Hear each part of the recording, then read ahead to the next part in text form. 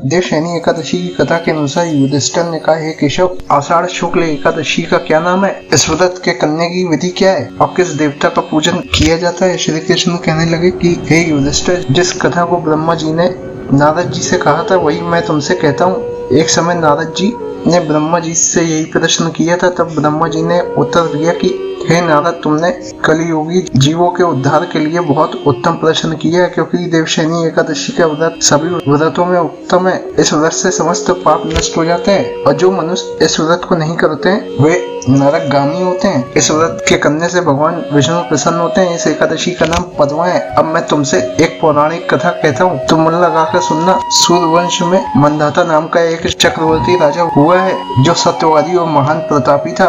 वह अपनी प्रजा का पुत्र की भांति पालन पोषण किया करता था। उसकी सारी प्रजा धन्य धान से भरपूर और सुखी थी। उसके राज्य में कभी अकाल नहीं पड़ता था। एक समय उस राजा के राज्य में 3 वर्ष तक वर्षा नहीं हुई और अकाल पड़ गया। प्रजा अन्न की कमी के कारण अत्यंत दुखी हो गई। अन्न के न होने से राज्य में यज्ञादि भी बंद हो गए। एक दिन प्रजा राजा के पास जाकर कहने लगी कि हे राजन, सारी प्रजा त्राही त्राही पुकार रही है, क्योंकि समस्त विश्व की सृष्टि का कारण वर्षा है। वर्षा के अभाव में अकाल पड़ गया है और अकाल से प्रजा मर रही है। इसलिए हे राजन, कोई ऐसा उपाय बताओ जिससे प्रजा का कष्ट दूर हो।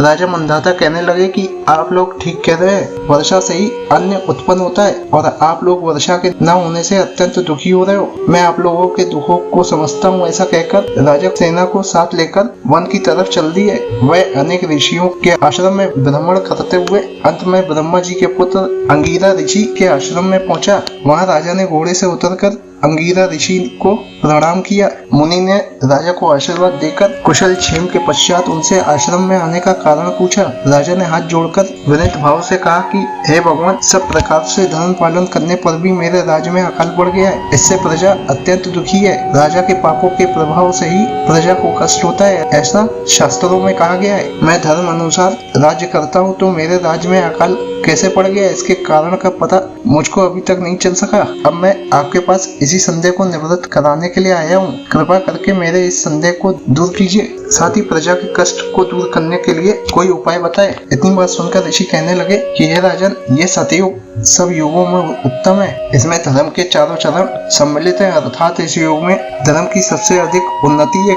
लोग ब्रह्मा जी की उपासना करते हैं और केवल ब्राह्मणों को वेद पढ़ने का अधिकार है। ब्राह्मण ही तपस्या करने का अधिकार रखते हैं, परंतु आपके राज्य में एक शुद्र तपस्या कर रहा है। इसी दोष के कारण आपके राज्य में वर्षा नहीं हो रही है। इसलिए यदि आप प्रजा का भला चाहते हैं तो उस शुद्र का वध कर दो। इस पर राजा कहने लगे कि महाराज, मैं उस निरपराध तपस्या करने वाले शुद्र को किस तरह मार सकता हूँ? आप इस दोष से छूटने का कोई दूसरा उपाय बताएं। तब ऋषि कहने लगे कि हे राजन, यदि तुम अन्य उपाय जानना चाहते हो तो सुनो। आषाढ़ मास के शुक्ल पक्ष की पद्मा नाम की एकादशी का विधि पूर्वक व्रत करो। इस व्रत के प्रभाव से तुम्हारे राज्य में वर्षा होगी और प्रजा सुख प्राप्त करेगी, क्योंकि इस एकादशी का व्रत सब सिद्धियों को देने वाला है और समस्त उपद्रवों का नाश करने वाला है। इस एकादशी का व्रत तुम प्रजा, सेवक और मंत्रियों सहित करो। मुनि के इस वचन को सुनकर राजा अपने नगर को वापस गए और उसने विधि पूर्वक पद्मा एकादशी का व्रत किया। उस व्रत के प्रभाव से वर्षा हुई और प्रजा को सुख पहुंचा।